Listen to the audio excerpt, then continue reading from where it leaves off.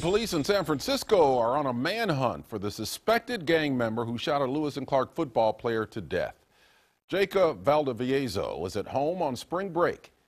Don Knapp with our sister station KPIX in San Francisco reports how the sophomore was simply standing on his front yard when he was gunned down.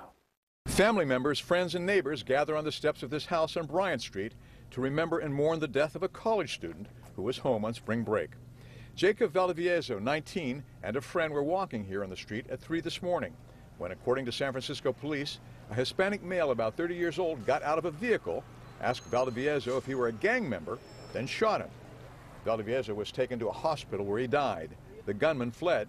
The friend was not injured. It's a tragedy. You know, this neighborhood's changing a lot. It's definitely gentrifying, but still you have pockets of violence here that are persistent.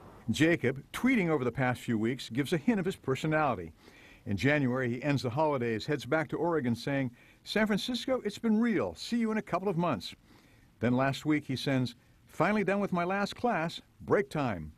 On his Twitter page he writes, "I'm mischievous, but I'm calculated." The violence that took Jacob's life leaves his father inconsolable. Those gathered at Valdivieso's house allowed photos but would not talk about the crime or the victim. We now know he was a student at Lewis and Clark in Portland, Oregon, majoring in economics, and played football in his freshman and sophomore years. Formerly, he played for Archbishop Reardon in San Francisco, where he lettered twice as a wingback and defensive back. There's no suggestion so far that Valdivieso was involved with gangs.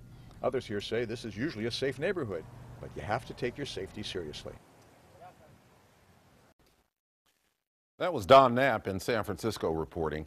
Coin 6 has requested a statement from Lewis and Clark, but the school's athletic program says they are honoring the family's wishes and not making any comments.